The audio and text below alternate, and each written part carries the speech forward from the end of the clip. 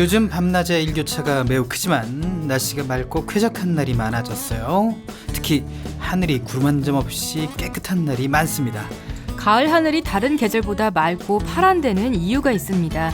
가을에는 대기가 매우 안정되어 있기 때문에 지상의 먼지가 상공으로 잘 올라가지 못해서 하늘이 맑은 거고요.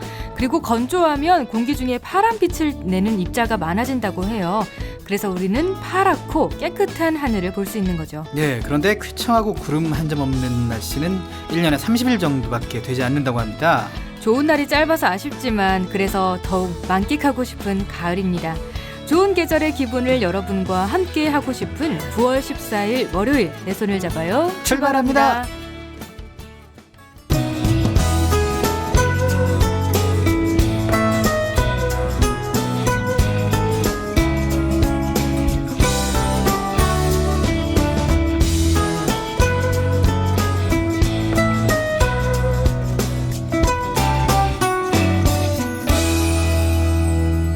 안녕하세요. 내 손을 잡아요. 진행의 권순철입니다. 안녕하세요. 홍옥희입니다. 네, 12시에 방송하는 건 생방은 처음인 것 같네요. 네, 그런 것 같죠. 네. 그 12시에 이제 라디오 프로그램 중에서 가장 장수 프로가 뭔지 아나요? 아니요? 싱글벙글쇼라고. 아, 그게 12시인가요? 네. 아. 12시 15분부터 하잖아요. 우리가 좀 경쟁하는 거네요. 그렇습니다. 싱글. 우리는 그렇습니다. 내 손을 잡아요니까. 그렇습니다. 저희도 이제 장수가 돼야 될 것 같은데. 네, 하여튼 그렇고요. 건강하시면 돼요. 네. 건강하시면 장수할 수 있어요. 네. 안 그래 지금 그 고열로 인해서 제 몸의 밸런스가 완전 깨져가지고 네. 힘이 많이 드네요. 방송은 체력 관리를 잘해야 됩니다. 그러게 말이에요. 네. 이게 이 오키 씨보다 제가 그 양이 많잖아요. 이동량이. 네, 그렇죠. 제가 이제 그런 얘기가 됐거든요. 출퇴근 거리가 지지난해까지는 네. 200m밖에 안 됐어요. 왕복. 지금은 200km야. 200km. 뭐 그렇고요. 그럼 더욱 더 관리를 잘해야 될 것 같아요. 네, 그래서. 뭐 많이 먹으면 찌니까요. 네. 자, 여튼 가을 날씨, 맑은 가을 날씨, 이제 이 세상에서 가장 하늘이 예쁜 때가 가을이 아닌가? 네. 그런 생각이 들어요. 오늘 저는 그 이유를 알게 됐네요. 가을 하늘이 예쁜 이유를 이렇게 따로 역시 과학적인 이유가 있었거든요. 그렇습니다. 네. 봄에는 좀 이상해. 뭔가 이게 겨울에 묵혀놨던 먼지가 다 이제 빠져나가는 거고요.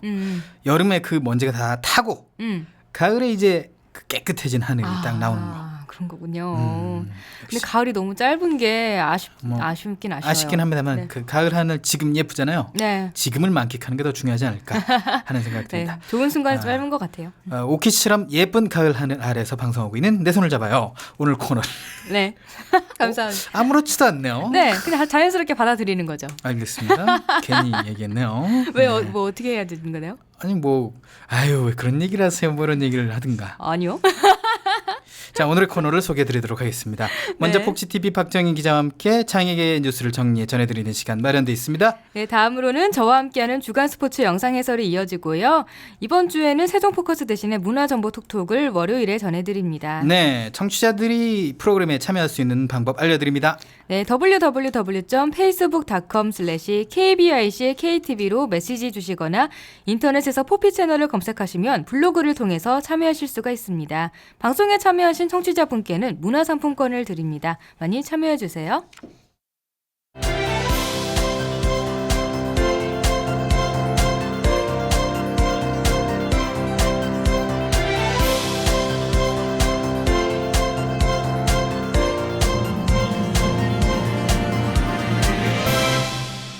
월요일 내 손을 잡아요. 첫 코너 창의계 뉴스를 일목요연하게 정리해드리는 창의계 뉴스 브리핑 시간입니다. 오늘도 복지TV 박정인 기자와 함께합니다. 안녕하세요. 네, 안녕하세요. 네, 오늘 네. 밖에 계시네요. 네, 오늘 밖에 있습니다. 네, 그러군요. 예. 귀신 같죠? 네. 예, 그래요. 감사합니다. 더운 날씨에도 굉장히 취재에 열중하고 계신 네. 박정인 기자와 함께 창의계 뉴스 알아볼 텐데요. 먼저 네. 창의계 주요 뉴스부터 전해주시죠. 네, 먼저 첫 번째 뉴스는 국회 국정감사에 대한 소식 먼저 전해드리겠습니다. 네. 지난주부터 본격적인 국정감사가 시작됐습니다. 각 상임위별로 국정감사가 시작된 건데요. 우선 장애계와 관련성이 높은 복지부 국정감사 소식 먼저 전해드리겠습니다. 네. 국회 보건복지위 소속 김성주 의원이 정부의 지자체 활동보조 지원 사업에 대한 추가 지원을 복지부가 막고 있다며 복지부에 강한 질타를 했습니다. 예, 사실 요즘 이 부분과 관련해서 감사원에서도 지자체에 추가 복지 사업에 제동을 걸었다라는 얘기가 들렸는데요. 네. 이 장애계나 사회복지계의 반발이 좀 심한 게 사실이에요. 그렇습니다. 앞서 이 김성주 의원은 이와 관련해 이 활동 전 24시간은 이 박근혜 정부의 공약 사항이었고 정부가 채우지 못하는 부분의 복지를 지자체가 채워주고 있는데 이러한 것을 막으면 되냐고 주장을 했습니다. 네, 복지부는 국정감사에서 그럼 어떤 답변을 내놨나요? 네, 이 부분에 대해서 정진엽 복지부 장관은 김 의원에게 검토한 후에 말하겠다는 짤막한 답변만 내놨습니다. 그렇군요. 네. 사실 활동보조 지원은 중증장애인에게는 없어서는 안 될 정말 제일로 필요한 서비스인데요. 네, 그렇죠. 이 정진혁 장관의 검토가 말로만 끝나지 않는 적극적 실행으로 옮겨를 줬으면 좋겠다라는 생각이 듭니다. 네. 또 다른 국정감사 소식 전해주시죠. 네, 교육문화체육관광위원회에서 나온 장애 관련 국정감사 뉴스입니다. 국회 이상일 의원이 교육부 황우여 부총리 겸 교육부 장관에게 질의한 내용입니다. 이 거주지역 특수학교가 아닌 타 시도로 등교하는 장애인 학생들이 이 전국적으로 743명, 743명이라는 데이터를 질의했는데요. 네, 그렇군요. 교육부는 이와 관련해서 어떤 답변을 내놨나요? 네, 타시도 학생 재학 사유와 관련해 교육부는 이 시도 간 인접 지역에 학교가 위치하고 이 분교 재학 학생이 있다는 이유도 있지만 거주 지역에 특수학교가 없다는 이유가 대부분을 차지한다는 것이 입장인데요. 네. 사실 이 부분에 있어서 지역의 이기주의적인 입장도 분명히 있습니다. 이 내 지역에는 장애인 시설이나 어떤 특수학교가 들어오면 안 된다는 어떤 명분이죠. 네, 이게 님비 현상이라고 얘기를 많이 그렇죠. 하는데 네. 사실 교육이라는 것은 모두가 평등하게 받아야 되는 게 당연한데요. 그렇습니다. 이게 분명히 헌법에도 명시되어 있는 내용인데요. 다른 이제 한 가지는 장애 학생 학부모들이 이 일반 학교죠. 일반 학교의 통합 학급에서 보다 더 자녀들의 교육을 시키기를 희망한다는 의견도 이 제가 취재를 하면서 느낀 바인데요. 네. 일단 이번 교문위 국정감사에서 이 타시도로 등교하는 학생들의 문제점들이 분명히 문제가 있음을 재확인했고요. 또한 이날 국정감사에서 이 장애인 등에 대한 특수교육법 시행령에서 이 정해진 내용이 하나가 뭐냐면 이 교사들의 1인당 학생 수에 대한 문제입니다. 네. 그래서 이야기도 분명히 제기가 됐기 때문에 이 교육부는 이에 대한 입장을 좀 종합적으로 정리해서요. 국회 관련 예산을 증액하거나 입법 등의 요청을 해야 할 부분도 좀 있는 듯 싶습니다. 네, 이 학생 수가 좀 정해져 있는데 이제 지금은 12명이 됐는데. 그렇죠. 예, 그렇죠. 너무 과밀화가 되어 있습니다. 네, 과밀화가 되어 있는 게 좀 사실인 것 같습니다. 자, 국정감사 장애계 관련 마지막 소식 전해주시죠. 네, 국정감사 사실 많은 내용들이 있었는데요. 그중에 이제 핵심적인 내용들을 제가 정리를 해드리고 있습니다. 그래서 이 마지막으로 이 보건복지부 정진엽 장관이 정신질환자의 이 강제 입원 문제에 대한 개선을 약속했습니다. 국회 보건복지위 소속 최동익 의원이 국정감사에서 이 정진엽 장관에게 정신질환자에 대한 강제 입원 문제는 인권 문제와 관련이 있다면서 이 강제 입원 시 공공성을 담보한 공공이 같은 어떤 사람이 이 3일 또는 일주일 이내 찾아가서 강제 입원이 필요한지 확인하는 방안이 필요하다고 제기했습니다. 네, 정 장관은 어떤 답변을 내놨나요? 일단 정 장관은 이 문제가 있다고 생각한다고 얘기했습니다. 그러나 일부 필요성을 고려할 때 완전히 폐지할 수는 없다면서 이 공공이 같은 제도를 고려해서 입원과 퇴원 절차를 개선하는 사후 절차를 만들 생각이 있다고 답변했습니다. 네. 국정감사가 이제 계속 이어질 거고 다음 주에도 아마 다양한 또 장애계 관련 국정감사 소식이 또 나올 테니까 그때 또 전해드리도록 하고요. 정리해서 알려드리겠습니다. 네, 이 다음 소식은 그 국정감사 첫 소식과 괴를 같이 하는데 장애인활동 지원 급여에 관한 뉴스네요. 네, 그렇습니다. 이제 이건 정부에 대한 얘기인데요. 이 장애인 활동 지원 제도 운영의 공정성을 확보하고 부정 수급을 방지하는 등의 내용이 담긴 이 장애인 활동 지원에 관한 법률 일부 개정안이 국무회의에서 의결됐다는 뉴스입니다. 네, 주요 개정안에는 어떤 내용이 좀 삽입이 있나요? 내용이 좀 깁니다. 개정안에는 이 장애인에 대한 활동 지원 급여 중단 또는 이 제한 사유를 확대하고 활동 지원 기관에 대한 업무 정지, 지정 취소 등의 이 행정 처분 사유를 현실에 맞게 차등하면서 업무 정지 명령을 대체하는 과징금 규정을 신설했습니다.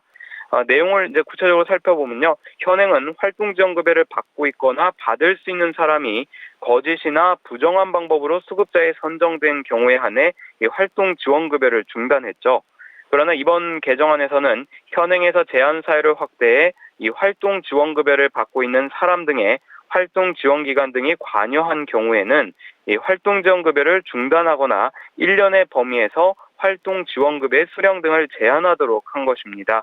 이에도 활동지원기관이 수급자에게 심한 불편을 주거나 공익을 해칠 우려가 있는 경우에는 5천만 원 이하의 금액 또는 부정한 방법으로 청구한 금액의 5배 이하의 금액을 과징금으로 부과할 수 있도록 했습니다. 예, 사실 이 부정 수급 포함해서 네. 서비스 이용자에 대한 개선안 말고도 서비스 공급자, 즉 활동보조인에 대한 영역도 굉장히 중요하잖아요. 네, 그렇습니다. 이게 부정 수급이 문제가 아니란 말이에요. 그렇죠. 예, 반발이 좀 예상이 됩니다. 그렇습니다. 일단 지금은 서비스를 받는 입장에서의 개정안의 내용이 좀 중점이 맞춰져 있는 것 같고요. 네. 일단 앞서 말씀하신 것처럼 일단 몇 년째 이 활동 보조인들이죠. 공급자들의 급여가 물가 상승률 대비 증가한 게 아니라 오히려 마이너스된 상태입니다. 그래서 복지부의 이번 개정안 의결이 좀 종합적인 결과물이라고 보기에는 형평성이 맞지 않다라고 조심스레 생각을 해봅니다. 네, 이게 활동보조 부정수급 문제 그리고 활동보조인 네. 문제는 굉장히 좀 논란이 계속될 것으로 보이고요. 그렇습니다. 자, 다음 소식은 국가인권위원회 소식이네요. 그렇습니다. 국가인권위원회는 일반 학교 통합교육 현장에서 장애 학생이 불합리한 차별 등으로 이 학습권 보장을 제대로 받지 못하고 있다는 실태 조사 결과를 토대로요. 시도 교육권과 교육부에게 정책 권고했습니다. 이에 따라 인권위는 우선 전국 17개 시도 교육감에게 이 성비 균형을 고려한 보조 인력 확충과 특수교육 지원센터 특수교육 전공장학사 배치, 학교폭력 대책 지역위원회에 장애인 전문가 참여 등을 권고했다고 말했습니다. 예, 인권위가 교육부에는 어떤 권고를 내렸나요? 네, 교육부에는 이 장애학생 인권보호 상설 모니터단 활동 강화와 특수교육 교원 법정 정원 확보, 특수학급 신설 등을 위한 계획 수립 이행을 권고했습니다. 네, 오늘 소식은 여기까지 듣도록 하겠습니다. 고맙습니다. 네, 감사합니다. 네, 지금까지 복지TV 보도국 박정인 기자였습니다.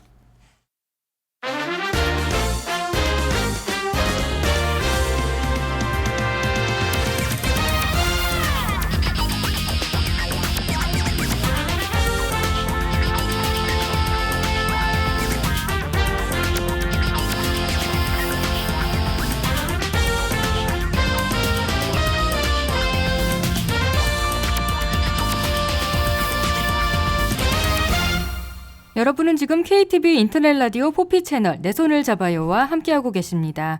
이번 코너는 시각장애인들이 보고 싶은 다양한 영상 콘텐츠를 해설해주는 영상 해설 시간입니다. 네, 매주 월요일은 주말 동안 있었던 흥미진진한 스포츠 영상을 해설해드리는 주간 스포츠가 준비되어 있습니다. 지난주에 오키 씨가 주간 스포츠 영상 해설을 혼자 해봤는데 네. 어땠습니까? 이렇게 보충 설명해 주실 분이 없으니까 약간 좀 그러니까 제가 그때 그 영상 보내주고 나서 네. LA 다저스 현지 중계가 영상으로 떴었잖아요. 네. 그때 이제 그 할아버지 목소리가 났었어요. 빈스 컬리라는 88세 되신 노구신데 네. 그분의 얘기를 좀 해드리려고 했는데 아깝다.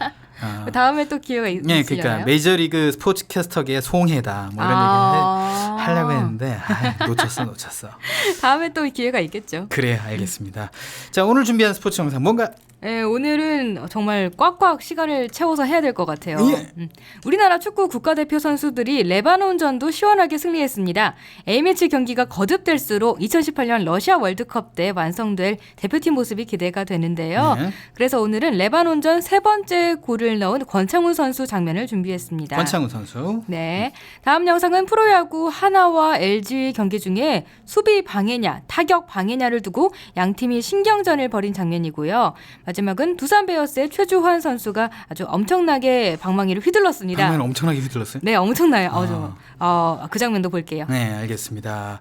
자, 그럼 오키 씨가 좋아하는 축구 영상 네, A매치 레바논전 권창훈 선수의 골 장면 볼까요? 두 선수 사이에서 빠져나온 이재성 넘어졌습니다만 그대로 경기 진행됐고요. 중앙에서 정우영이 틀어줬습니다. 자, 기성용입니다. 살짝 접었어요. 치러주면 돼요. 정구멍 그대로 슛! 골! 권창훈의 득점! 3대0 대한민국입니다. 이야, 권창훈 선수가 지금은 마치 슈틸리케 감독이 좀 한방 분석했죠. 네. 전형적인 타겟 스타일의 움직임을 보여줬습니다. 예. 이야, 네. 이 퍼스트 터치 해놓고 그대로 돌면서 그 타이밍에 슈팅 때렸는데요. 예. 골키퍼가 미처 준비를 하지 못했죠. 네. 참 이 예측하기 힘든 슈팅이라는 게 공격수가 골 잘 잡아놓고 때리는 타이밍 다 잡고 때리면 골키퍼도 준비합니다. 네. 하지만 지금 권창훈 같이 다소 좀 예상하기 힘든 조금 더 빠른 박자의 슈팅이 나온다면 골키퍼도 지금 준비할 수 있는 자세가 아니기 때문에 놓치기 쉽죠. 그렇죠. 네, 그렇군요. 네. 그 제 패친 중에 이제 정우영 캐스터라고 있습니다. SBS 스포츠 채널 정우영 캐스터. 그냥 패친이죠. 실제 친구는 아니고. 그렇습니다. 오바마가 트친 아닙니까, 옥시는? 맞습니다. 그런 식이죠. 네. 아무튼요. 뭐 여튼 그 정우영 캐스터가 그런 꿈을 꾸더라고요. 정우영이 뛰는 그 축구 경기에 자기가 중계를 하면 되게 재밌겠다. 자기가 뛰고 자기가 중계를 한다고요? 그렇죠. 정우영 선수가 뛰고 아. 정우영 캐스터가 준비. 동명이인이 있으니까 그렇죠. 선수 중에도 정우영 선수가 있고. 그렇습니다. 네, 이 골의 첫 번째 시발점은 정우영이었다. 라는 말씀을 드리는 거죠. 네네, 그렇습니다. 또 그런 게 있으면 재밌겠네요. 음. 아무튼 이 영상은요, 러시아 월드컵 아시아 예선 2차전 레바논전입니다. 한국 시간으로 8일 레바논 사이다 무니시팔 스타디움에서 열렸는데요. 경기장 이름답게 우리나라 입장에서는 정말 사이다 같이 시원한 경기였습니다. 이 레바논 카타르, 혹시 카타르에 그런 경기장 있는 거 봤어요? 에어컨이 축구장에 있는. 그렇게 만든다고 하지 않았나요? 카타르 월드컵 유치하면서. 뭐 만들었기도 했고 지금 있대요. 그래요. 거기는 좀 그래야 될 것 같아요. 없으면 어떻게 뜁니까 선수들이. 이 레바논도 엄청 힘들어했는데. 그러니까 말이죠. 네. 해설들도 땀 흘리면서 했다고 하더라고요. 옷이 젖어가면서. 현지 해설은 여기는 현지 중계가 아니었고 저희는 스포티비 영상을 가져왔는데 지금 영상은 스포티비 영상이고. 어쨌든 지상파에선 현지에서 중계를 했으니까. 네, 정말 힘들었다고 하더라고요. 아무튼 그래서 레바논 선수들은 이렇다 할 화력도 보이지 못하고 우리나라에 3대 0으로 패배했습니다. 네, 이게 되게 죄송합니다만 경기 결과가 흥미로워요. 왜냐면 레바논 22년 원정에서 네. 첫 승을 거둔 거고요. 네. 그리고 3골이나 넣었습니다. 그러니까요. 3골이나 넣어서 이겼어요, 우리나라가. 침대 축구를 뚫었다. 그러니까. 원래 한 5대0, 6대0으로 홈에서는 이길 수 있는 경기거든요. 네네네네. 근데 이제 침대 축구를 뚫을 수 있는 슈틸리케 전술이 통했다. 우리나라가 중동에서 유독 이렇게 힘들게 경기하는 그런 경향이 있었는데 정상적인 경기를 펼쳐서 그래요. 그런 거죠. 약간 변칙적으로 기성용을 전진 배치한 네네네. 그런 효과가 컸던 거죠. 네, 역시 기성용이군요. 그렇습니다. 아무튼 이 첫 골은 전반 22분 장현수가 넣은 페널티킥 골이고요. 두 번째는 전반 25분 레바논 선수의 자책골입니다. 이게 바로 레바논 선수 옆에 붙어서 몸싸움을 벌이던 구자철 선수 골인 줄 알았어요. 네. 네, 그런데 구자철 선수가 골을 넣고 나서의 그 표정이 좀 애매했거든요. 막 좋아하지는 않았어요. 근데 중계 화면을 다시 자세히 보니까 본인이 넣은 게 아니라 그 레바논 선수가 자책골을 넣은 거더라고요. 아무튼 그래도 구자철 선수가 끝까지 그 수비수와 붙어서 골문 앞에서 위협적으로 이렇게 움직이기 때문에 레바논 수비수가 급한 마음에 자기 골대에 골을 넣는 실수를 한 게 아닌가. 네, 그렇게 구자철 선수를 약간 좀 더 포장을 한번 해보고요. 그리고 세 번째 골이 오늘 소개할 권창훈 골입니다. 필드골이에요. 후반 15분에 나왔습니다. 그러면 영상 상황 설명할게요. 이 레바논 진영 오른쪽 라인 근처에 있던 이재성이요. 레바논 선수 2명을 제치고 돌파하다가 결국 또 다른 선수에게 태클을 당해서 둘 다 넘어지는데요. 그런데 경기는 계속해서 이어집니다. 그런데 넘어지는 순간 그 패스한 공이 무사히 우리나라의 그 정우영 선수에게 갔어요. 아까 순철 씨가 말했던 그 정우영. 시발점입니다. 네. 정우영. 그 공을 잡은 정우영은 조금 전진하다가 왼쪽에 있던 기성용에게 가로로 패스합니다. 네. 그리고 기성용은 페널티 라인 근처에 있던 권창훈에게 빠르고 긴 패스를 해요. 이 긴 패스가 4명의 레바논 선수 사이를 스쳐가면서요. 공은 이 골대를 등진 채 권창훈이 잡게 됩니다. 네. 골대를 등진 채 잡았으니까 방향을 바꿔야 되죠. 돌아야죠. 네, 돌아야 되는데 돌면서 또 바로 슛을 했습니다. 그러니까 골키퍼가 미처 준비할 틈도 없이 빠르게 돌면서 슛을 했기 때문에 뒤늦게 몸을 뻗은 골키퍼를 그대로 스쳐 지나가면서 공은 골로 연결이 된 겁니다. 우리가 이제 일본식으로 표현하면 터닝 슛. 네, 그런 거죠. 네네네. 턴어라운드 한다고 하는데 터닝 슛 한 거예요. 네네. 그래서 이 골을 권창훈 골이고 도움은 기성용에게 들어간 그렇죠. 거죠. 네. 권창훈 네. 대단합니다. 권창훈 선수. 네. 권창훈이 지금 이 골이 A매치 2경기 만에 3번째 골을 넣는 순간이었어요. 네, 엄청나죠? 그렇습니다. 이게 국가대표 데뷔한 지 얼마 안 됐다는 얘기죠. 네, 그런 거죠. K리그에서도 굉장히 기록이 좋았다고요. 네, 지금 K리그 경기에서도 12경기에 출전해서 7골을 넣었어요. 기록이 좀 굉장히 좋죠. 서정원 감독이 뭐라고 했어요? 네, 그래서 소속팀인 수원 삼성의 서정원 감독이요. 권창훈에게 이렇게 말을 했다고 합니다. 이렇게 승승장구할 때 너무 붕 뜨지 않도록 조심해야 된다. 항상 스스로 부족하다고 느끼고 충실히 노력한다면 더 훌륭한 선수가 될 것이라고 이렇게 애정어린 아낌없는 조언을 했다고 해요. 뭐 서정원 감독을 뭐라고 하는 게 아니라 서정원 감독도 이제 다 느껴본 바예요. 네, 왜냐면 자기가 겪어본 바를 말해준 거죠. 이 네. 미국 월드컵 끝나고 굉장히 서정원의 주가가 높았었습니다. 나름대로 막 프랑스 리그도 가고 그랬는데 결국 별로 이제 좋지 빛을 않았네요. 보지 못했어요. 네. 그러고 나니까 후배들에게 또 애제자에게 이런 애정어린 충고를 하는 거죠. 네, 그러니까 우리나라 선수들 중에도 막 천재다 이런 식으로 축구 천재 그렇습니다. 이런 식으로 이렇게 언론에서 띄워주는 경우가 고종수, 굉장히 뭐 많잖아요. 이런 선수들. 네, 이천수. 많았어요. 네. 박주영도 있었고. 굉장히 그 고종수, 이천수는 제가 볼 땐 성격만 참 부드러웠으면 대성할 만한 선수들이었다. 그렇게 봅니다. 그러니까 이제 권창훈 선수도 지금 딱 필요한 말도 서정원 선수한테 들은 거예요. 서정원 감독한테. 네, 그렇죠. 좀 잔소리한다고 생각하지 말고 진짜 진심으로 받아들이면 좋을 말이에요. 항상 겸손하고 자만하지 말고 그렇죠. 훈련을 게을리하지 말아라. 슈틸리케도 그래서 자만하지 않는다고요. 네, 그렇습니다. 일단 레바논전이 끝나고 우리나라가 얻은 게 3가지가 있어요. 일단 라오스전과 레바논전에서 우리나라가 경기를 지배하면서 기분 좋은 승리를 거뒀다는 거고요. 네. 다음은 국내파와 해외파 선수들이 좋은 호흡을 보여줬다는 거. 그렇게 길게 훈련을 하지 않았음에도 몇 번 연습을 맞춰봤는데 호흡이 좋았다는 거. 그리고 마지막은 그렇게 좋은 호흡을 보여준 국내파와 해외파가 오직 실력으로만 뽑겠다는 슈틸리케의 뜻에 따라서 앞으로도 치열한 주전 경쟁을 펼칠 거라는 거예요. 그러니까 지금 멤버가 베스트가 아니라는 거죠. 언제든지 또 다른 선수에게 기회가 갈 수 있다. 그렇다는 것은 주전을 놓치지 않기 위해서 지금 위치에 안주하지 말고 항상 실력을 보여줘야 한다는 거죠. 네. 그래서요, 슈틸리케는 말에만 그치는 게 아니라 행동으로도 보여주는 사람입니다. 네. 이 레바논전이 끝나자마자요, 본인이 좀 쉴 수도 있는데 코치진을 불러서 K리그 관람 일정을 잡겠다고 했대요. 그리고 K리그 관람을 하겠다는 이유는 뭐겠어요, 당연히. 선수를 보겠다는 거죠. 네. 그냥 축구 보러 간 건 아니잖아요. 네. 그러니까 여전히 새로운 선수 발굴과 실험은 계속되고 있다는 뜻이죠. 이런 슈틸리케 감독의 오직 실력으로만 뽑겠다는 생각 그리고 그런 실천하는 행동 이런 것들이 우리나라 국대팀에 약간의 긴장감도 주고 오히려 긍정적인 기운이 되고 있는 것 같아요. 그러니까 이게 그 생각이겠죠. 해외에서 뛰는 게 다가 아니다. 그런 거죠. 해외에선 주전으로 뛰어야지. 경기 감각이 있어야죠. 그죠. 해외에서 뭐 해외 팀에 후보. 소속됐다고 해도 벤치에만 앉아 있으면 소용이 없다. 그렇죠. 이거죠. 예. K리그에서 뛰고 있는 선수들의 경기 감각이 훨씬 뛰어날 거고 말이에요.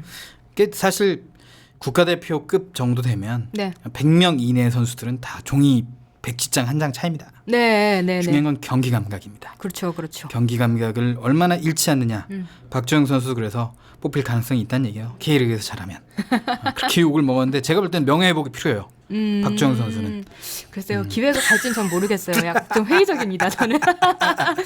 일단 박주영 선수가 국가대표로 꼽히면 슈틸리케가 욕을 많이 먹을 거예요. 그걸 본인도 알고 있지 않을까요? 근데 K리거에 이 기회를 많이 주는 슈틸리케이기 때문에 네, 맞아요. 욕을 그렇게 많이 먹진 않을 거예요. 이재성 선수라던가 또 권창훈 선수 이런 선수들에게 기회가 많이 가지 않았습니까? 정우영 선수라든가. 네, 그렇죠. 근데 박주영에서는 좀 달라질지도 몰라요.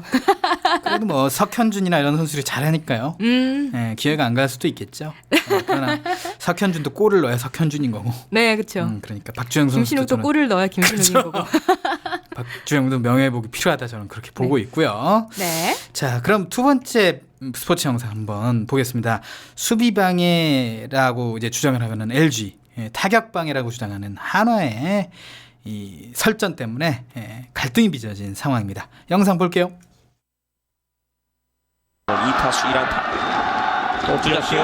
피치아웃 방망이 던졌는데요. 지금은 손에 맞은 것 같은 제스처인데. 예. 지금 일루심 전일수 심판과 얘기를 할 것 같고요. 보죠. 자, 저기서 공을 포구했는데 때려 상황인데요. 예, 밑에 맞았어요. 그렇습니다. 예. 왜냐하면 작전이 걸렸기 때문에 예. 치고 달리기 작전 아하. 같을 때 그다음에 금용관은 그렇군요. 스윙을 하면서 되는군요. 밑에 맞았어요. 대개의 경우는 포수 밑을 이제 스윙하면서 때리게 되면은 예. 이제 타격 방해, 수비 그렇죠. 방해가 되는 경우가 많고, 근데 스트라이크 존에 완전히 들어온 볼 같으면 이제 또 달라질 수도 있고. 이건 참 묘한 경우인데 묘한 양팀 감독이 상황입니다. 다 나와서 어필을 예, 하고 있어요. 지금. 그렇습니다. 예. 지금 파울볼 선언을 한 것 같아요. 하는 것 같은데요. 예. 그러면서 지금 양쪽 감독이 다 어필을 했습니다. 파울 판정이 났어요 지금. 네, 이 영상은 제가 할 말이 너무 많습니다. 빨리 해야겠네요. 그럼요. 네, 이 영상은 제가 너무 할 말이 많은데 일단 영상 설명 좀 들어보도록 하죠. 네, 지난 9일 잠실에서 열린 프로야구 KBO 리그 LG 트윈스 대 한화 이글스의 경기입니다. 5회 초 한화가 5대 2로 앞서고요. 1사 주자 1루의 투수는 LG의 신승현, 타자는 한화의 권영관입니다. 그 신승현이 공을 던진 후에 그걸 치는 과정에서 지금 상황이 발생하는 건데요. 권용관은 팔을 일직선으로 쭉 펴서 방망이로 공을 치려고 했고요. 네. 포수 유강남은 공을 잡으려고 일어서서 글로브를 뻗다가 권용관이 방망이를 내리치니까 깜짝 놀라가지고 움찔합니다. 여기서 상황이 애매해지면서 판정이 바로 안 나고 경기가 중단이 돼요. 그래서 주심이 심판들을 불러 모아서 어떤 판정을 내려야 할지 상의합니다. 권용관은 일단은 멀찍이 서서 지켜보고요. 그리고 양팀 감독이 모두 그라운드에 나와서 수비 방해 아니냐, 타격 방해 아니냐라고 어필을 합니다. 그런데 심판의 판정은 파울이었어요. 왜 파울이야? 아니 그게 아니라 이 보통 미트에 방망이가 맞든가 공이 맞는 거하고 공이 이제 방망이 맞는 거하고 이 음이 다릅니다. 네, 그렇죠. 아까 소리를 유심히 들으셨겠지만 분명히 저건 방망이에 공이 맞는 소리가 아니었거든요. 영상 계속 보죠. 네, 일단 좀 더 자세히 설명을 드릴게요. 네. 그래서 파울 판정을 났기 때문에 일단 스트라이크를 뜻하는 전광판 불이 하나 들어와요. 네. 원 스트라이크가 된 거죠. 네. 여기까지가 영상에서 보이는 정말 객관적인 내용인데요. 네. 근데 이 복잡한 상황을 파울 한마디로 그냥 편하게 마음 편하게 정리해버린 이 심판의 솔로몬 판정에 대해서 다시 한번 얘기를 해볼게요. 이 초구를 친 후에 1루에 있던 한화의 정현석 선수가 도루를 하려고 하는 작전을 눈치챈 LG가요. 피치아웃? 네. 도루를 막기 위해서 타자 권영관에게서 멀리하는 그 바깥쪽 공을 던졌어요. 피치아웃이라고 네, 해요. 그런 거죠. 그래서 공을 바깥쪽 공을 던져가지고 그 공을 던지기도 전에 포수 유강남은 이미 공을 일어서야죠. 받을 준비를 합니다. 네. 예, 공 쪽으로 일어나서 받을 준비를 했고요. 권영관은 어떻게든 공을 쳐서 1루 주자를 살리려는 생각에 유강남의 동작보다는 조금 늦게 스윙을 했습니다. 그런데 바깥쪽 공이기 때문에 멀리 있기 때문에 방망이를 쭉 펴서 치려는 과정에서 미트하고 있는 유강남의 글로브 위쪽을 쳤어요. 그리고 공은 그 충격에 밑으로 떨어졌습니다. 여기서 LG의 주장은요. 공이 스트라이크 존 바깥으로 갔는데 방망이로 포수의 글로브를 친 건 수비 방해라는 거고요. 그리고 한화의 주장은 유강남이 홈플레이트 근처까지 나와서 공을 잡았으므로 타격 방해다라는 거예요. 그러니까 타자석에 선 타자가 아직 스윙을 하지도 않았는데 네. 왜 앞으로 나와서 미리 공을 잡느냐 이거죠. 그래서 이 영상에는 안 나오지만요. 나중에 기사로 뜬 위에서 찍은 사진을 보면요. 확실히 유강남이 홈플레이트 근처까지 와서 공을 잡은 게 보입니다. 네. 그런데 심판들이 경기를 중단하고 모여서 한 판정이라는 게 지금 이 상황보다 더 애매모호한 파울이에요. 파울. 네, 아까 순철 씨가 말했지만 파울은 타자가 정규로 친 공 중에 여러 가지 상황에 해당하는 경우 내리는 판정인데 지금 상황에서는 권영관이 방망이로 공을 친 게 아니라 유강남의 글로브를 쳤거든요. 그래서 파울은 어느 식으로든 말도 안 된다는 거예요. 그렇죠. 그런데 수비방해 아니면 타격방해야 이게. 네, 그렇죠. 근데 나중에 주신 말로는 방망이가 무언가에 맞는 소리가 나서 뭐 그냥 방망이에 맞았겠거니 하고 파울 판정을 했다라고 했는데요. 아직 굉장히 가까이서 또 듣는 소리가 좀 다를 수 있는 게 방망이가 휘두르는 소리가 났고 뭔가 맞은 소리는 났죠. 그게 미트라니까 이 사람들. 그래서 저는 공이 아니라니까. 이거는 심판이 약간 좀 LG 편 들기도 뭐하고 한화 편 들기도 뭐하니까 그냥 회피용 그냥 좀 좋게 좋게 위한 눈치 판정이 아닌가 이런 생각이 듭니다. 야, 얘 또 보상 판정에서 눈치 판정이 또 등장하는데. 근데 뭐 오키 씨의 영상 설명도 그렇고 지금 이게 누가 봐도 타격 방해라는 게 중론이에요, 이게. 그렇죠. 먼저 이 수비 방해에 해당하는 규칙은요. 타자가 타자석을 벗어남으로써 포수의 수비나 송구를 방해하였을 경우라고 나와 있습니다. 네. 그런데 권용관은 타자석을 벗어나지 않았죠. 그렇죠. 그리고 타격 방해에 해당하는 규칙은요. 포수가 공을 갖지 않고 본루 위 또는 그 앞으로 나갔을 경우에 타자가 타자석 앞에 있었느냐 없었느냐 또 치려고 했느냐 안 했느냐에 관계없이 포수의 방해가 된다라고 나와 있어요. 그렇죠. 이게 미트에 방망이가 맞았든 안 맞았든 제가 볼 땐 타격 방해가 이루어졌다라고 보는 거예요. 그죠? 네, 유광남이 공을 잡기 위해 홈플레이트 근처까지 갔기 때문에 공을 잡지 않은 상태라는 점에서 타격 방해가 더 맞게 보이는 겁니다. 그렇습니다. 맞는 거예요. 이게 타격 방해 맞고요. 네. 참 어떻게 설명을 해야 될지 잘 모르겠는데 이건 정말 심판의 오심, 명백한 오심이고. 그러게요. 4명의 심판, 아니 4명의 심판이 네. 모였는데 어떻게 파울 판정이 날 수가 있죠? 그러게요. 아니 그게 방망이 심판을 뭐 1년 2년 한 것도 아니시고 10년 가까이 하신 분 같은데 이분이 왜 이런 판정을 내렸을까요? 그리고 이게 타격 방해로 이게 인정이 된다면 권용관은 야구 규칙에 따라 일루로 진루할 그렇죠. 수가 있었습니다. 네. 하지만 파울 판정이 나버리는 바람에 억울하게 볼 카운트만 스트라이크 하나가 늘게 된 거예요. 그래서 하지만 그 한화 입장에서는 뭐 이런 게 어떻게 전화 위복이 됐습니다. 1사의 주자 1루에 원 스트라이크 상황이 된 거죠. 그리고 권용관은요 다음 송구에서 중전 안타를 때렸습니다. 이렇게 애매하게 안 하고 그냥 안타로 내가 확실하게 나가겠다 이런 생각이었는지 중전 안타를 때려서 이렇게 1루로 진출을 했어요. 그래서 주자는 1루와 3루에 있는 거고요. 그 다음에 나온 정근우가 볼넷으로 1루에 진출하면서 1루 주자가 1루로 가게 되면서 주자 만루가 됐습니다. 네네. 이후에 이용규의 2타점 적시타가 또 나왔어요. 그래서 7대2로 한화가 결과적으로는 더 점수차를 벌리게 됐습니다. 근데 이제 사실 뭐로 가도 서울만 가면 되고 어떻게 이기든 이겨도 되는데 이건 확실하게 짚고 넘어갔어야 된다. 김성근 감독이 뭐 그런 생각 들고 뭐 이제 요새는 김성근 감독의 행동 하나하나가 네. 굉장히 그 기사화되는 게 김성근 감독의 불리하게 뭐 흔히 얘기하면 김성근 감독을 깎아내리려는 기사가 이제 뜨고 있어요. 뭐 저는 말이죠. 네. 항상 일관되게 SNS에 주장한 게 뭐냐면 김성근 감독의 야구는 현대 야구가 아니다. 좀 뒤떨어져 있다. 왜요? 어떻게 저렇게 고교 야구처럼 투수 운영을 할 수 있는가? 저는 시즌 초부터 그렇게 얘기했어요. 근데 모든 언론 기사가 뭐 권역을 지고 있을 때 내든 뭐 크게 이기고 있을 때 내든 뭐 그런 거하고 상관없이 계속 김성근 감독 찬양 이랬단 말이에요. 근데 시즌 후반기에 이제 한화가 성적이 좋지 않자. 네네. 계속 깎아내리는 기사를 쓰는데 네. 제가 볼 때 언론이 일관적이었으면 좋겠어요. 어떻게 이렇게 좀 손바닥 뒤집듯이 막 그렇죠. 이렇게 하죠? 성적에 그게 따라서. 네. 모 해설위원이 그런 얘기 했잖아요. 김성근 감독 야구가 이기니까 이기는 건 뭐라고 해서는 안 된다고 얘기했는데 저는 잘못 이기는 것도 이기는 건 뭐라고 해야 된다고 봐요. 물론 2007년부터 2010년까지 SK를 정상권에 이끈 김성근 감독의 결과는 정말 인정받아 마땅하고 칭찬받아 마땅하지만 그 과정은 아니었거든요. SK도 그때 때도 그렇죠. 혹사 선수 몇 명 좀 버리고 말이죠. 쌍방울 때도 마찬가지였습니다.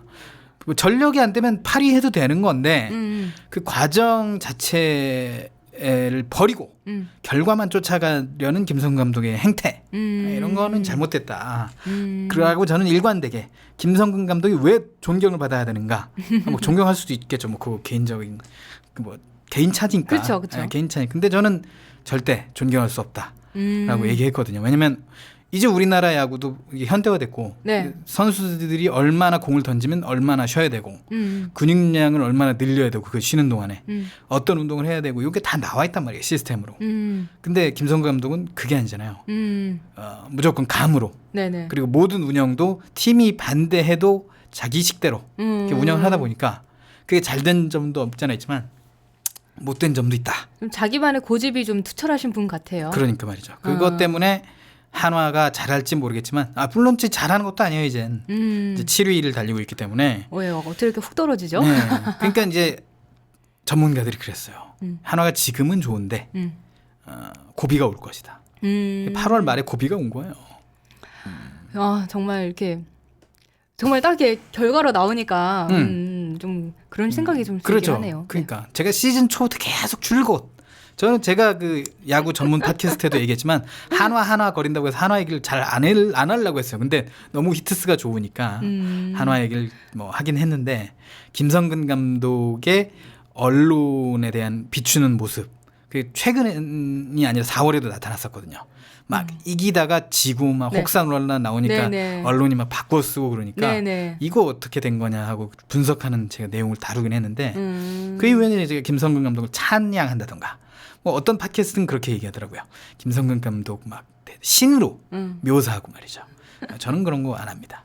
그래요. 그분이 조만간 은퇴를 하셔야 되나 그럼요? 김은영 감독 그러면 물어보세요. 그러면 순철 씨 생각에는 선수 기용을 잘하는 감독은 누구라고 생각하세요? 김경문 감독이죠? 두산이요? 네, 아니요, 저 NC에. NC, 네, 네네. 김경문 감독은 선수를 어떻게 써야 되고 어떻게 버려야 될지 알아요. 특히 이제 모창민의 예를 들면 모창민이 팀워크를 해치는 뭔가 행동을 했어요. 네. 주전에서 빼버리고 모창민보다 타격은 안 되지만 수비가 더 좋은 지석훈을 주전으로 썼단 말이에요. 지석훈이 어제 어땠는지 아십니까? 뭐 어떻게 했죠? 12-7 뭐 되게 크게 지고 있었어요. 11대 몇으로. 네네. 12대 11로 역전하는 끝내기 홈런을 쳤어요. 대박. 어떻게 그럴 수가 있죠? 네, 이게 보답을 하는 거라니까요. 확실히 이게, 선수는 감독하기 나름이에요. 그렇죠. 축구도 그렇고 야구도 그렇고. 네, 선수 기용 잘해야 됩니다. 만약에 모창민을 계속 3루수로 갔으면 어땠을까?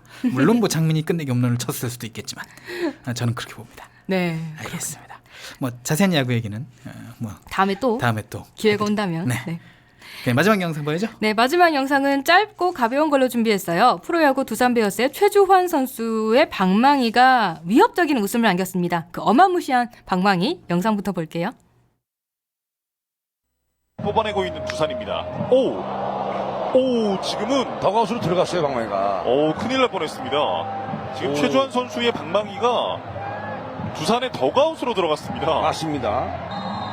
자 박초르 코치 머리 위로 지나가면서 김태형 감독 바로 옆쪽에 떨어졌어요. 그래요. 짧아요.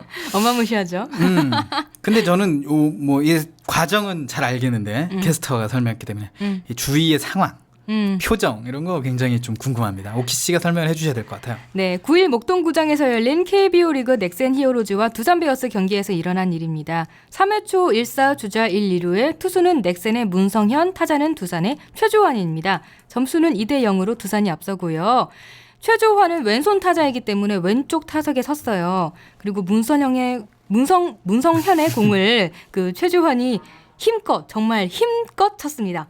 그래서 힘이 너무 많이 들어가가지고 공은 공대로 파울이고 방망이는 공과 반대인 왼쪽 방향으로 붕 날아갑니다. 잔뜩 잡아당긴 거죠. 네. 근데 그 날아간 방향이 하필 두산의 더가웃 쪽이에요. 잔뜩 잡아당겼죠. 네. 그 방망이가 날아오니까 엄청 막 뭉뭉뭉 이러면서 날아왔겠죠. 이 더가웃에서 지켜보고 있던 선수와 코치들이 화들짝 놀라면서 몸을 숙이고 다 대피를 합니다. 지금 난리가 났어요. 그래서 특히 가만히 서서 지켜보고 있던 코치가 엄청 놀랐을 거예요. 거의 자기 쪽으로 날아왔거든요. 네. 그래가지고 몸을 급히 숙여가지고 얼른 막 다른 데를 피합니다. 어쨌든 이렇게 사람들이 다 잘 피했기 때문에 다친 사람은 없었어요. 그래가지고요, 최주환이 다시 방망이를 받아오면서 해실해실 웃습니다. 좀 민망하기도 하고 그러니까 이렇게 웃겠죠. 해실은 뭔가요? 뭔가 이렇게 좀 헤헤헤 막 이렇게 웃는 것 같은 이렇게 해실해실 장난스럽게 웃는다는 거예요. 이 더가웃에 있던 동료들도 약간 좀 10년 감수했네 이런 얼굴로 웃어요. 방망이 위험합니다. 진짜. 네, 정말요. 소리도 엄청 무서운데 아무튼 이렇게 해프닝으로 끝났어요. 아무도 다친 사람이 없기 때문에. 다행이다. 네. 그래서 이런 해프닝 덕분에 앞으로 최주환이 타석에 서면 선수들은 눈을 똑바로 뜨고 최주환이 치는 모습을 봐야 하지 않을까. 그래요. 네. 개인적으로 이제 두산을 제가 응원하고 있는데 네. 최근 연패 중이고 네. 굉장히 힘든 나날을 보내고 있는데 요 해프닝으로 말미암아서 네. 분위기가 좀 좋아졌으면 좋겠고 네, 마지막 스파트를 내야 될 때요. 두산이 지금. 두산은 지금 몇이죠? 4위입니다. 오. 3위였는데 4위가 된 건데. 아 그렇군요. 빨리 좀 어떻게 좀 좀 했으면 좋겠는데 4위 가면 우승 못 하거든요. 우리나라 힘들죠. 계단식 예, 포스트 맞아. 시즌 네. 방식으로는 도저히 제가 볼 때는 올해 삼성이 우승합니다. 절대 우승이고요. 뭐 6할이 넘는 지금 승률에다가 우승은 따놓은 당상인데 나머지 그 팀들의 순위가 어떻게 되느냐 어떻게 되고 또 그거가 한국 시리즈 관건이군요. 어떻게 또 하느냐. 또 이번에 뭐 NC가 올라갈 확률이 높아 보이는데 또 NC가 신생팀이잖아요. 네, 맞아요. 그리고 이제 프리미엄도 없어졌어요. 원래는 한 명 선수 등록을 더 할 수 있었고 외국인 선수도 한 명 더 할 수 있었는데 올해부터 없어졌거든요. 그 프리미엄이. 근데도 2위를 하고 있는데 이 최강팀을 네. 최강팀 삼성을 맞아서 어떤 경기를 펼칠 것이냐. 요 귀추가 주목되는데 제가 볼 땐 삼성이 우승이라고 보고요. 뭐 이제 5위 싸움 네. 이거 어떻게 되느냐. 요 프로야구에서 롯데가 가느냐 기아가 가느냐. 이것도 좀 굉장히 재밌게 관전 포인트죠. 네, 자, 그렇습니다. 이제 이번 주부터는 잔여 경기를 하는 팀도 있고 안 하는 팀도 있고 그래요. 네. 이번 주 한 3주간 또 들쭉날쭉한 정말 얼마 안 남았네요. 네, 들쭉날쭉한 경기 일정 아래서 네. 이 선수들 어떤 플레이 보여줄지 또 이제 주간 스포츠에서 또 다루게 될 예정이니까 네. 여러분들 많이 좀 청취해 주시기 바라겠습니다. 네. 자, 오늘 주간 스포츠 여기까지입니다. 내 손을 잡아요에서는 여러분의 많은 참여를 기다리고 있습니다. 알고 싶은 정보가 있다. 아니면 방송에 참여해보고 싶다. 함께 나누고 싶은 사연이 있다. 모두 좋습니다. www.facebook.com/kbickTV로 메시지 주시거나 진행자에게 메시지를 보내주시면 됩니다. 그리고 인터넷에서 포피 채널을 검색하면 블로그를 통해서도 참여가 가능합니다. 방송에 참여하신 청취자분께는 문화상품권을 선물로 드리니까요. 많이 참여해주세요. 네, 방송을 들을 수 있는 방법도 알려드릴게요. KTV 홈페이지 ktv.go.kr/radio나 모바일 앱 팟빵으로 접속을 하면 실시간으로 들으실 수가 있습니다. 그리고 유튜브를 통해서도 만날 수가 있습니다. 혹시 실시간으로 진행되는 방송을 놓치신 분들은 팟캐스트 서비스를 이용하면 다시 들으실 수 있습니다.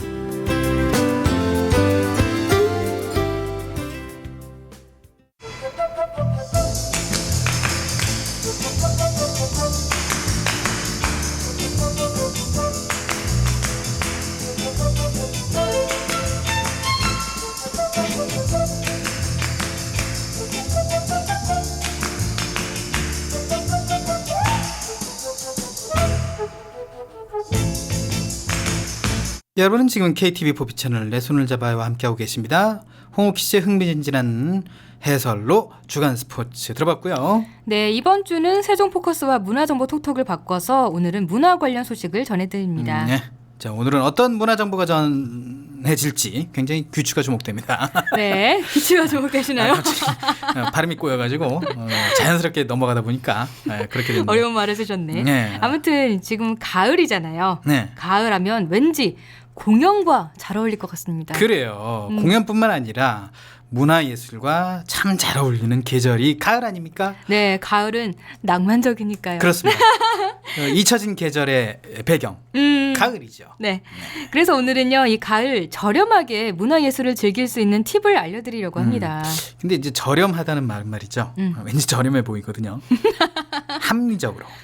합리적 가격. 아, 좋지 않습니까? 네, 훨씬 더 네. 이렇게 누리는 기분이 드네요. 그러니까 네. 뭔가 저렴하면 우리가 깎임을 당하는 것 같잖아요. 우리가 이제 합리적이라는 건 우리가 알아보고 우리가 알아서 깎는다 이거 아닙니까? 그런 거죠. 그렇구나. 저렴하다는 건 좀 저렴해 보입니다. 자, 이제 사실 우리에겐 저렴한 게 아니라 합리적인 이 합리적인 가격이 굉장히 중요해요. 네. 문화예술을 하면 왠지 고급스럽고 이 접근하기 어렵다고 생각하는 경우가 많은데 그렇지 않잖아요, 요새는. 그죠? 그렇죠. 요새는 또 많은 분들이 문화예술을 즐기고 있습니다. 하지만 그런 반면에 또 아직 여전히 좀 비싸다. 다가가기 어렵다 이렇게 생각하시는 분들이 많거든요. 네. 그래서 저희가 지난번에 소개해드린 게 있죠. 문화체육관광부가 지원하는 1+1 공연 티켓 지원 사업이 있었잖아요. 그래요. 네. 티켓 2장을 예매하면 한 장을 더 네, 한 장을 공짜로 주는 2 거죠. 플러스 1. 아니 1+1. 아, 그래요? 알았어요. 네네. 1 플러스 1 한 장 더. 네네 그렇습니다. 네. 그래서 이런 사업과 같이 잘 찾아보면요. 문화예술을 아주 합리적으로 즐기는 팁이 있습니다. 아, 그래요? 네. 그리고 사랑 티켓이라는 게 있다고 해요. 그게 뭔가요? 사랑 티켓? 네, 이름이 되게 예쁜데 그 24세 이하의 청년, 그리고 청소년, 아동, 그리고 65세 이상의 어르신들에게요. 공연이나 전시 관람비의 일부를 지원하는 사업입니다. 그렇군요. 자, 이때쯤 되면 이거 대체 얼마나 깎아주는 거야? 얼마나 할인해 주는 거야? 이런 게 궁금하기도 하잖아요. 얼마나 할인되나요? 네, 공연은 7,000원, 그리고 전시는 5,000원을 지원을 해줍니다. 오. 네, 이거는 사랑 티켓에 회원으로 가입을 하면 그 혜택을 누릴 수가 있어요. 그래요. 회원 가입하시면 될 것 같고. 네. 관람비, 그러니까 관람료죠. 네네. 관람료를 직접적으로 지원을 해주니까 참 좋은 것 같아요. 5,000원, 7,000원. 그렇죠. 밥값 아닙니까? 그렇죠. 아, 요거 아껴가지고 밥을 더 먹으면 되는 거 아닙니까? 그렇죠. 근데 이제 우리가 이 연령대는 아닙니다. 24세 이하에도 안 들어가고 네. 청소년에도 안 들어가고 안 들어갑니다. 65세 이상에도 안 들어가고. 네, 안 들어갑니다. 이 연령대가 지정돼 있기 때문에 좀 아쉬움이 좀 있는데. 네. 다른 문화예술을 즐길 수 있는 팁 좀 알려주세요. 네, 다음 팁은요. 서울 연극센터의 당일 할인 티켓입니다. 당일 할인 티켓. 네, 요즘 뭐 호텔도 이렇게 당일 할인, 그렇죠. 오늘 할인 이런 거 되게 땡처리라고 하잖아요. 네, 이런 거 되게 유행이잖아요. 네. 연극에서도 이런 걸 볼 수가 있습니다. 그렇군요. 호텔뿐만 아니라. 서울 연극센터는요. 대학로 공연의 모든 정보를 한 곳에서 쉽게 찾아볼 수 있는 곳이에요. 그렇군요. 그래서요. 이곳에서는요. 대학로 공연 당일 티켓을 50% 할인된 가격으로 구매할 수가 있습니다. 야, 정말 꿀팁이네요, 꿀팁. 네. 네. 그 자리가 안 나간 거면 그냥 빈자리 되는 거잖아요. 그렇죠. 그 빈자리 되는 거를 그냥 50% 할인된 가격이라도 파는 거예요. 네. 그러면은 누이 좋고 매부 좋은 거죠. 그래요. 좋은 팁이고요. 또 다른 문화예술 공연 분야 정보, 할인 정보 있습니까?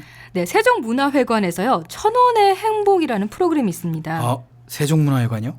오, 세종문화회관이라면 우리가 네. 정말 우리나라의 수준 높은 공연들이 열리는 장소. 네, 이렇게 아무나 못하죠. 생각하잖아요. 거기서. 그러니까 아무나 못하죠. 네. 그런 공연들이 1,000원에 볼 수 있다 이거예요? 네, 1,000원입니다. 1,000원. 그런데 아무나 1,000원에 볼 수 있는 건 아니고요. 선착순으로 접수를 해서 당첨이 되어야 되는 좀 거예요. 손품 발품을 팔아야 되는군요. 그렇죠. 하지만 매달 열리는 수준 높은 국내외 유명 아티스트의 공연을 단돈 1,000원에 볼 수 있는 기회가 있다는 거죠. 그래요. 이게 근데 공연이 아무거나 이게 1,000원으로 되는 건 아닐 거 아니에요. 네, 그렇죠. 이번 9월에는 어떤 공연이 예정돼 있어요? 네, 9월에는요. 그리고 다시 가을 재즈의 발견이라는 제목으로 재즈 공연이 열립니다. 네, 재즈라. 이 재즈 페스티벌도 가을에 열리거든요. 이 재즈도 이게 굉장히 어려운 음악일 수 있는데 분위기 타면 어렵지가 않아요. 맞아요. 이 가을 분위기에 정말 재즈 들으면 정말 추억에도 빠질 수 있고 내 얼어붙었던 감수성을 녹일 수 있고 이런 거 아닐까 싶어요. 잘 어울려요 진짜 재즈 네, 공연이. 맞아요. 네.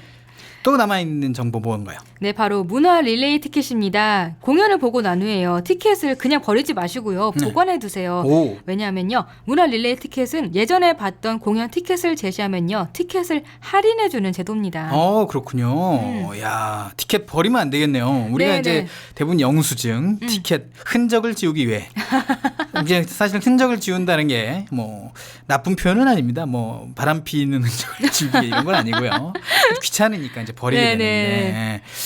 그래서 이게 이런 걸 좀 다 살리면 네. 보관해두면 좋은 거죠. 할인을 네. 해줄 수 있다. 할인을 받을 수 있다 이런 건데. 근데 정보들이 너무 많아요. 지금 알려드린 정보만으로도 지금 숨이 찹니다. 지금. 그쵸. 허덕여요. 그래가지고 이게 모아서 볼 수 있어야 될 것 같은데요.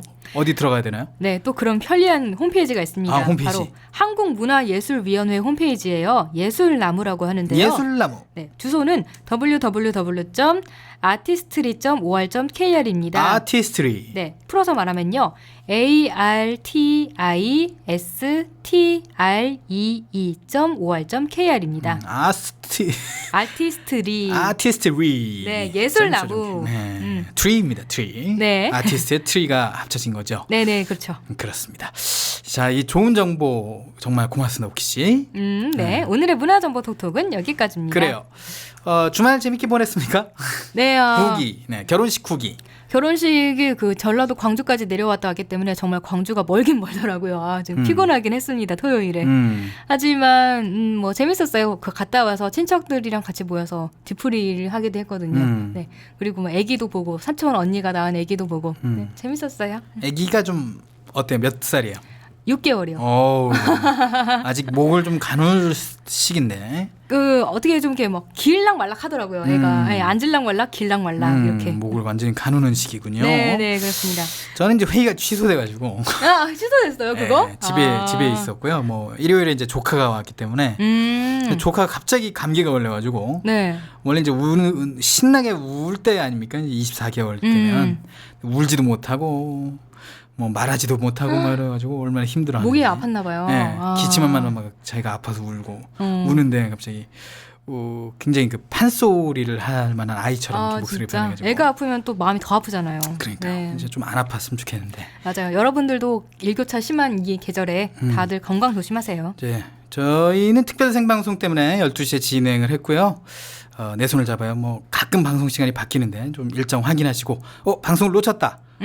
갑자기 왜 이 사람들 목소리 들려? 12시 50 몇 분인데. 이렇게 기다리고 있었는데 이미 끝나는 분위기야. 다시 듣기를 하시면 됩니다, 여러분. 네, 맞습니다. 네, 팟빵에 또 네. 유튜브에는 또 영상도 보여요. 네, 맞습니다. 그 우리 영상이 어떻게 보이나요? 일단 저희가 나란히 앉아 있죠. 영상에서는 딱 보면 순철 씨가 왼쪽에 있고 저희가 오른쪽에 있죠. 그렇죠. 네, 나란히 앉아 있는 거고. 나란히 앉아 있고. 제가 순철 씨를 자주 쳐다보면서 하고 순철 씨는 정면만 보고. 그렇습니다. 다른 데를 보니까 마이크가 자꾸만 네. 보니까 되네요 다시.